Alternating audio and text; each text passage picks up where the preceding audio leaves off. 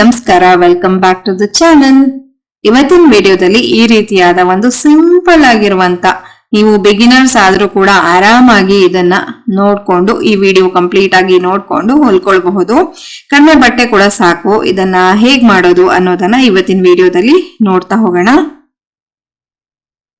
ಇವತ್ತಿನ ವಿಡಿಯೋವನ್ನ ಶುರು ಮಾಡೋಕ್ಕಿಂತ ಮುಂಚೆ ಯಾರೆಲ್ಲ ನಮ್ಮ ಚಾನಲ್ ಅನ್ನ ಹೊಸದಾಗಿ ನೋಡ್ತಿದ್ರು ದಯವಿಟ್ಟು ಸಬ್ಸ್ಕ್ರೈಬ್ ಮಾಡ್ಕೊಂಡು ನೋಡಿ. ಹಾಗೆ ಈ ವಿಡಿಯೋ ನಿಮ್ಗೆ ಇಷ್ಟ ಆಗಿದ್ದಲ್ಲಿ ದಯವಿಟ್ಟು ಒಂದು ಲೈಕ್ ಅನ್ನ ಕೊಡೋದನ್ನ ಮರಿಬೇಡಿ. ಹಾಗೆ ನಿಮ್ಮ friends, family, neighbours, well wishers ಎಲ್ಲರಿಗೂ ನನ್ನ ವಿಡಿಯೋಸ್ ಅನ್ನ ಶೇರ್ ಮಾಡಿ.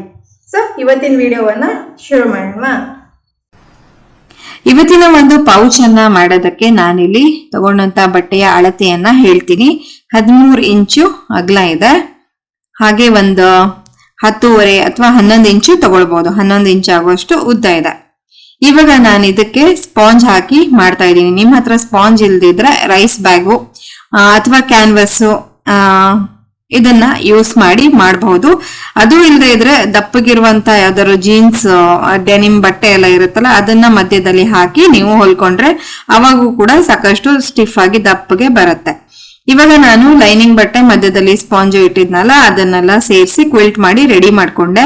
ಸೊ ರೆಡಿ ಮಾಡ್ಕೊಂಡ ನಂತರ ಏನ್ ಮಾಡ್ತೀನಿ ಅಂದ್ರೆ ಇದನ್ನ ಈ ರೀತಿಯಾಗಿ ಸರಿಯಾಗಿ ಮಧ್ಯಕ್ಕೆ ಫೋಲ್ಡ್ ಮಾಡ್ತಾ ಇದ್ದೀನಿ. ಫೋಲ್ಡ್ ಮಾಡ್ಬಿಟ್ಟು ಇದನ್ನೆಲ್ಲ ನೀಟಾಗಿ ಪಿನ್ ಅಪ್ ಮಾಡ್ಕೊಳ್ತೀನಿ. ಸೊ ಈಗ ಪಿನ್ ಎಲ್ಲ ಮಾಡ್ಕೊಂಡಿದ್ದಾದ್ಮೇಲೆ ಏನ್ ಮಾಡ್ಬೇಕಂದ್ರೆ ಈ ಮೂಲೆಗೆ 1x1 ಈ ತರ ಮಾರ್ಕ್ ಮಾಡ್ಬಿಟ್ಟು ಒಂದು ಬಾಕ್ಸ್ ಅನ್ನ ಮಾರ್ಕ್ ಮಾಡ್ಕೊಳ್ತಾ ಇದ್ದೀನಿ. ಸೊ 1 ಇಂಚ್ ಬೈ 1 ಇಂಚಿಗೆ ಒಂದು ಬಾಕ್ಸ್ ಅನ್ನ ಮಾರ್ಕ್ ಮಾಡಬೇಕು. ಸೊ ಎರಡು ಕಡೆಗೂ ಇದೇ ರೀತಿಯಾಗಿ ಮಾಡಬೇಕು. ಇದಾದ್ಮೇಲೆ ಏನ್ ಮಾಡ್ಬೇಕಂತಂದ್ರೆ ಈ ಮೇಲ್ಗಡೆಯಿಂದ 1 ಇಂಚಿಗೆ ಮಾರ್ಕ್ ಮಾಡ್ಕೊಳ್ತಾ ಇದ್ದೀನಿ. ಸೊ ಎರಡು ಕಡೆಗೂ 1 ಇಂಚಿಗೆ ಮತ್ತೆ ಮಾರ್ಕ್ ಮಾಡ್ಕೊಂಡೆ.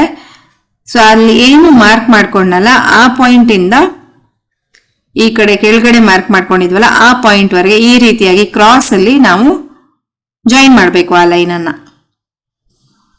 ಸೊ ಈಗ ನಾನು ಮಾರ್ಕ್ ಮಾಡಿದ್ದಿಲ್ಲಿ ಕ್ಲಿಯರ್ ಆಗಿ ಕಾಣಿಸ್ತಾ ಇದೆ ಅಲ್ವಾ. ಇವಾಗ ಏನ್ ಮಾಡ್ಬೇಕಂದ್ರೆ ಅದೇ ರೀತಿಯಾಗಿ ಹೇಗೆ ನಾವು ಮಾರ್ಕ್ ಮಾಡ್ಕೊಂಡಿದೀವಲ್ಲ ಅದೇ ಆಕಾರದಲ್ಲಿ ಕಟ್ ಮಾಡ್ಕೊಳ್ಬೇಕು.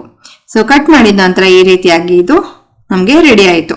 ನೆಕ್ಸ್ಟ್ ಇದಕ್ಕೆ ಈ ರೀತಿಯಾದ ಒಂದು ಜಿಪ್ ಅನ್ನ ಜೋಡಿಸ್ತಾ ಇದ್ದೀನಿ.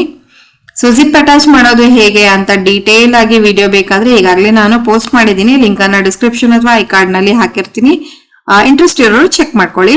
ಅದಾದ ನಂತರ ನೋಡಿ ಈ ತರ ನಾನು ಒಂದ್ಸರಿ ಜಿಪ್ ಅನ್ನ ಹೊಲ್ಕೊಂಡಿದ್ದಾಯ್ತು. ನೆಕ್ಸ್ಟ್ ಮೇಲಿಂದ ಇದನ್ನ ಪ್ರೆಸ್ ಸ್ಟಿಚ್ ಅಂತ ಪ್ರೆಸ್ ತರ ಮಾಡ್ಬೇಕು.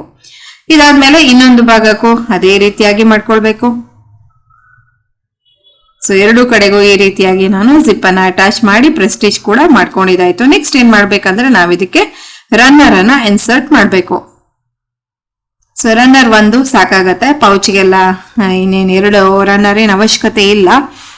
ಸೊ ಈಗ ನಾನು ರನ್ನರ್ ಕೂಡ ಇನ್ಸರ್ಟ್ ಮಾಡ್ಕೊಂಡಿದ್ದಾಯ್ತು. ಇವಾಗ ಇದನ್ನ ಉಲ್ಟಾ ಮಾಡ್ಕೊಳ್ಳೋಣ. ಉಲ್ಟಾ ಮಾಡಿ ನೀಟಾಗಿ ಇದನ್ನ ಸೆಟ್ ಮಾಡ್ಕೊಂಡ್ಮೇಲೆ ಈ ಪ್ರಕಾರವಾಗಿ ಕಾಣಿಸ್ತಾ ಇದೆ. ಇವಾಗ 2 ಎಡ್ಜಸ್ ಅನ್ನ ಸೈಡ್ಸ್ ಅನ್ನ ಜಾಯಿನ್ ಮಾಡ್ಕೊಳ್ಳೋಣ.